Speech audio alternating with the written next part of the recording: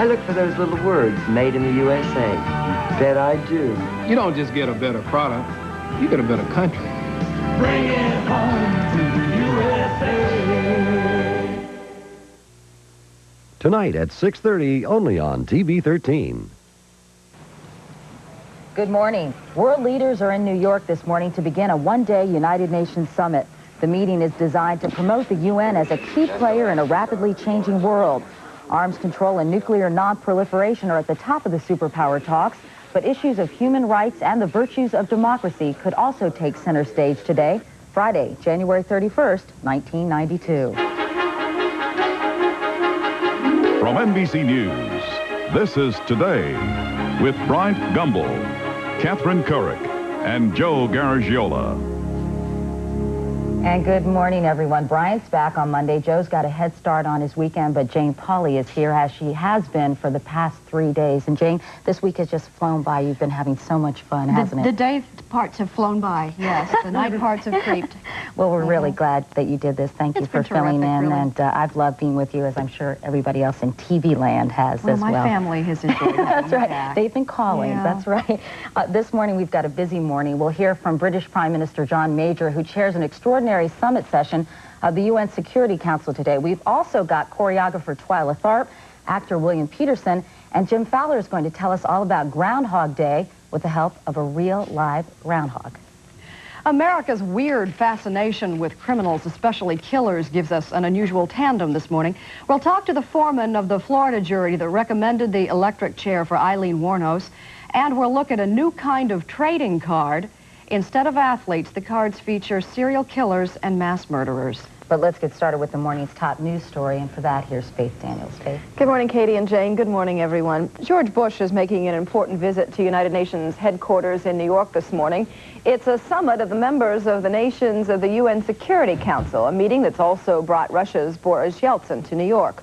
Jim Miklashevsky is standing by at the UN this morning. Good morning, Jim. Good morning, Faith. Today marks the beginning of a new era for the United Nations in which the UN takes a more active role in global peacemaking.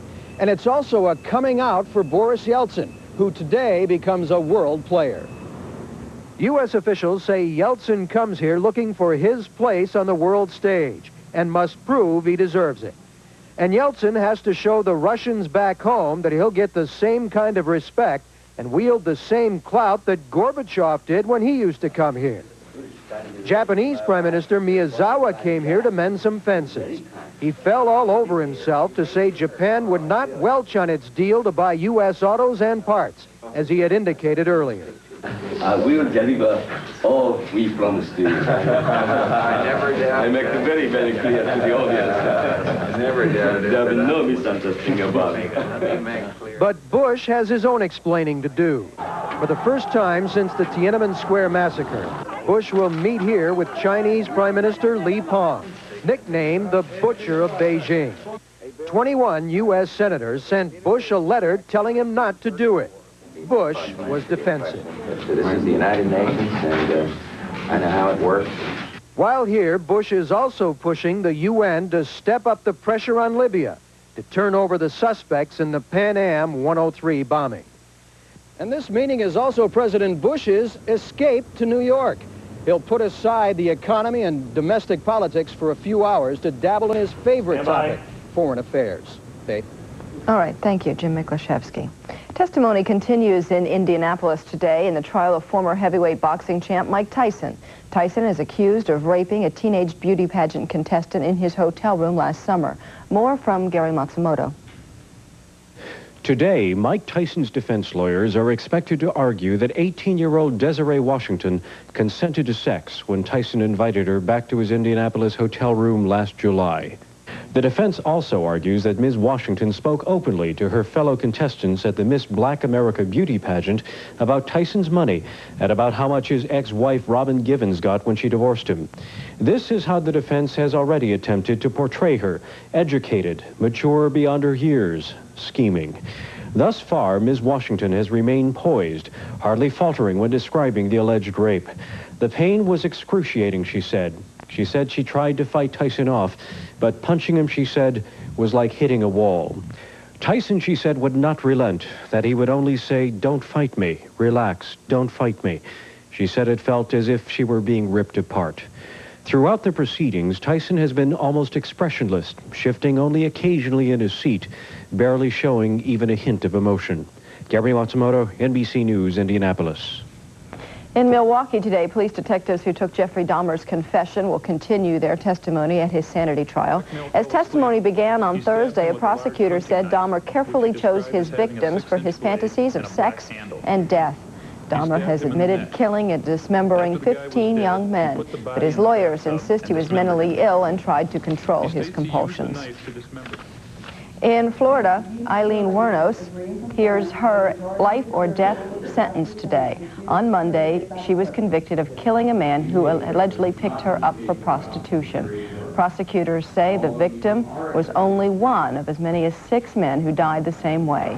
On Thursday, the jury announced its decision that she should die in the electric chair. The judge will act on the recommendation today. A new investigation is underway into the Dow Chemical Company's actions concerning the safety of its silicone breast implants. Linda Douglas reports the Los Angeles District Attorney is using a new law to launch a criminal investigation. Throughout the debate over silicone breast implants, Dow Corning has staunchly defended their safety. But did the company know all along that the implants could leak, possibly causing crippling health problems? Los Angeles District Attorney Ira Reiner has launched a criminal investigation to find out. If a corporate executive makes a decision not to reveal information that they have of a potential risk, then they have committed a felony. Last month, a San Francisco woman won $7 million in damages against Dow Corning for an immune disease she says came from breast implants. In that lawsuit, Dow Corning memos suggest the company misled doctors about its knowledge of safety risks. When the FDA learned of those memos, it asked for a moratorium on silicone implants. Under a new California law, executives who cover up potential health hazards can be sent to prison if convicted. A spokesman for Dow Corning said, "We don't have anything to hide." He said next month Dow Corning will make public all internal safety files. Reiner says he plans a thorough investigation. And when we do find out exactly what the facts are, either the corporations will have their reputations restored, or there are going to be some very, very severe and harsh penalties. Next month, the FDA will review the moratorium on implants. Linda Douglas for NBC News, Los Angeles. Nearly a year after Allied forces pushed Saddam Hussein's back to the wall, there's gruesome new evidence of his persecution of cultural minorities. From London, Margaret Larson reports that pictures of the crushing of the Shiite Muslims in southern Iraq just after the war have now made their way to the West. Saddam Hussein's current defense minister, then the interior minister, kicks a Shiite prisoner. He shouts, "This one or that one. Execute one and the other will talk." The prisoners are terrified, the soldiers abusing them with a casual brand of violence. The cabinet minister, Ali Hassan al-Majid, Saddam's cousin, demands this man tell where his family fled. "Answer me or I'll kill you." Majid then orders his execution. He told them that take them behind the wall and finish them. Iraqi human rights activist Sahib al-Hakim says such videotapes are routinely distributed within Iraq to intimidate dissidents on orders from Saddam Hussein. He wants to show them the iron fist and that he is capable of crushing any movement. He said, "Stop, don't talk." He said, "Can I kill him? Can I kill him?" The location is the southern marshlands of Iraq. Machine gun fire can be heard. Also seen are the Iraqi helicopter gunships allowed to fly by the U.S. and Allied command in a controversial decision after the war. This is Mohammed al-Zubaydi, a senior Iraqi leader. He was later named prime minister as a reward for his part in quelling the Shiite rebellion. He said, "How about this old man?" He said, "About this old man." He said, "Yesterday he's with them." At the end of the tape, a chilling scene as the Iraqi leaders discuss their intentions. He said, we have to kill all the tribes, all the people, and we have to crush them totally.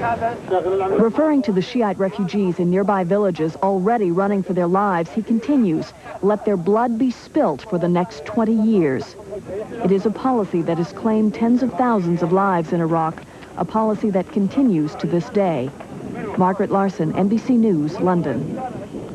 Coming up on 7:10 now. That's the latest from here. Thanks, Faith. I'm sorry to report a high rate of absenteeism this morning. Not only Bryant and Joe, but Willard is playing hooky. Actually, he's taking the day off, but as you can see, trusty Al Roker is here. That's me, old trusty. And luckily, Willard isn't at another poultry convention, so no more chicken or egg jokes. Oh, that's right.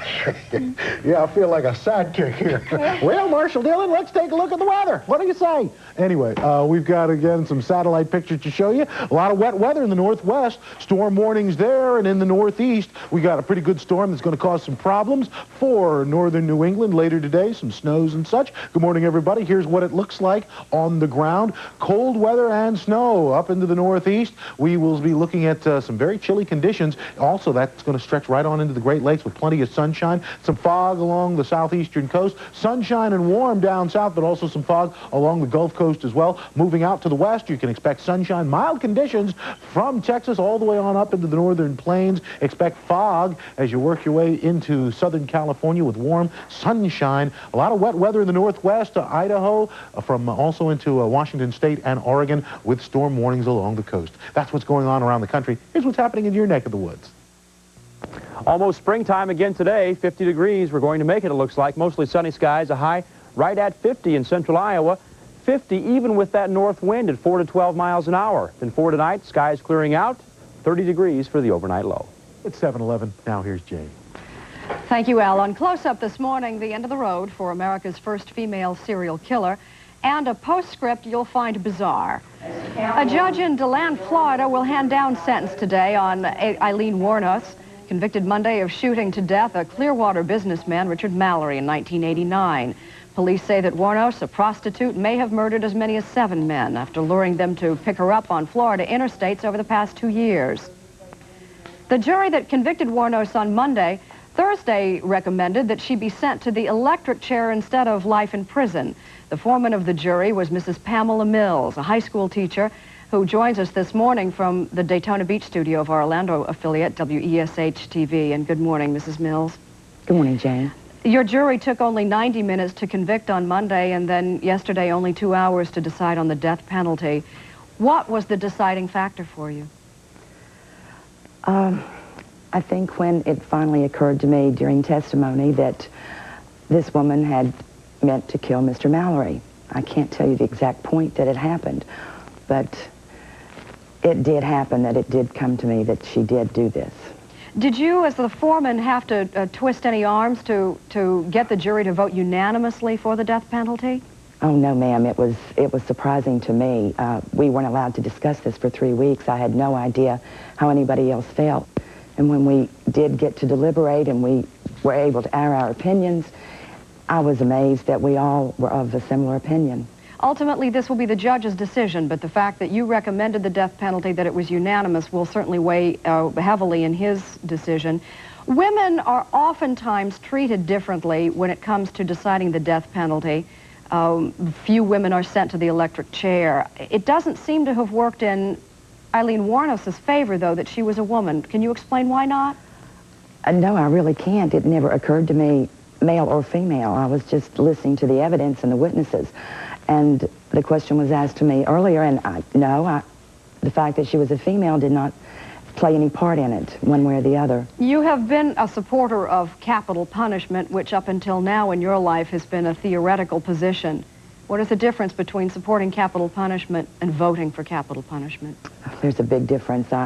In the future, I'll watch how I express my opinions, but it's being for capital punishment, it's a matter of individual cases, and it's not an easy thing to do, and I hope I never have to do it again, but I don't know, I can't explain how I feel. What are you going to say to your students when you go back to school? I don't know, I'm worried about that. They will have a lot of questions, and I'll just tell them I did my duty as a citizen. I honestly feel that that's what everyone should do. Would you rather they'd wait a few days before they ask you those questions? Yes, I would. All right. Hopefully by the time I go back. Pamela Mills, thank you for joining us this morning. And now here's Katie with a very strange postscript to this story. Thank you, Jane. Collecting sports cards is a big American hobby. Every year, adults and children spend hundreds of millions of dollars for favorite players and teams in baseball, football, and basketball. But this May, a new collectible series will go on the market, Serial Killers and Mass Murderers. How much would you pay for a Jeffrey Dahmer, now on trial for killing 16? Or would you trade a Ted Bundy, who may have killed as many as 24, for a Charles Manson doing life for murder? You can buy a pack of 12 of these cards for 99 cents. But the question this morning is, are the cards a way to teach kids current events, or just another sign that something's terribly wrong with our society? Joining us in New York is Jan Mullaney of Eclipse Enterprises, which will publish the cards. And at our NBC affiliate in Boston, WBZ-TV, is Dr. Lawrence Hartmann, president of the American Psychiatric Association. Gentlemen, good morning. Good morning. Jan, let me start with you. Will Aileen Wuornos be a part of this series? The most recent serial killer? No. Yes. The set began production approximately 1 year ago, and Jeffrey Dahmer was the last recent serial killer to be introduced into the set. Anything that's happened since then has been too recent because the set was already in production. To most people, these cards seem totally repugnant, without any redeeming social value. How do you defend them? Well, I don't know if it's a matter of defending it or trying to explain the company position. We've already established a line of trading cards that deal with current events. We publish cards on the SNL scandal, the Iran-Contra scandal, the JFK assassination, and to us, this was a natural progression to do a set on crime. It's a history of crime. It's not just dealing with serial killers and mass murderers. There are 110 cards in the set. We have Al Capone, Lucky Luciano, J. Edgar Hoover has a card, Elliot Ness. So it's really an overview of the history of crime in the United States. What ages are you targeting? We're not targeting a specific age. The cards that we have previously published will sell from anywhere. The age group could be 10 to 60 or 70 years old, depending on the subject matter. So as young as 10 and perhaps even younger? Possibly. All right. Dr. Hartmann, how do you feel about these particular cards? I think they're moderately harmful junk, and I think they will be harmful to a lot of kids. And I think there's a very slippery slope that we trod as a society, because we're very interested in free speech, and yet with children there are different values. Children tend to identify with anyone who gets a lot of publicity, and athletes know they have a responsibility, some politicians and movie stars do. This is a kind of an extrapolation into exploiting children's interests for greed. The idea of saying it's educational is a typical American ploy when you're wanting to disguise what you're doing for profit. But in fact, I think this is a fairly worrisome, moderately harmful piece of junk that'll probably sell well. I'm worried that even having it discussed on the Today Show will give it some publicity. Mr. Mullaney? Well, our feeling again is that the approach we've taken to the cards, we're not targeting children.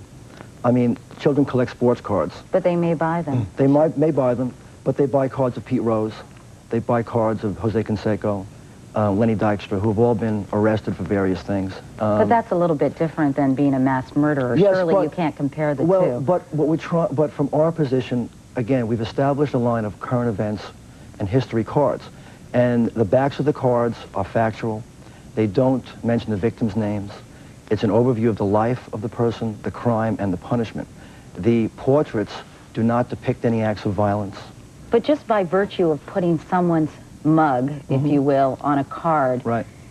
Whether you're trying to or not, you inevitably glorify them. Yes, but the media does it also. I mean, the Newsweek, this week's Newsweek has Jeffrey Dahmer on the cover. But Newsweek isn't really catering to 10-year-olds, is it? Yeah, but we don't cater to 10-year-olds either. We're not specifically targeting 10-year-olds. I think that's a mistaken conception here. Dr. Hartmann, what about Mr. Mullaney's contention that you know, they're putting, it's a whole history of crime, that they're putting Al Capone on. Do you object to having him appear on a card like this as well? I think it's, his argument just now is outrageous. Somebody else is doing something bad, so I can do something bad. We've done something bad, so I can do something worse. I can be angry, I can murder, I can mass murder. Why not have some restraint? Why not have some limits somewhere? I think his argument is we're not targeting children. That's nonsense. Of course he's targeting children, and of course it's going to be harmful to children. Jan Mullaney, would you reconsider this series if the public outcry is so great? I don't believe we would. Would you consider not doing this show if the public outcry was so great? I mean, I think that as a publisher, we've made a decision to publish the cards, and we're not going to backtrack on that. All right. Jan Mullaney, Dr. Lawrence Hartmann in Boston, thank you both for joining us this morning. Thank you. It's 7:19, and we're back in a moment. This is Today on NBC.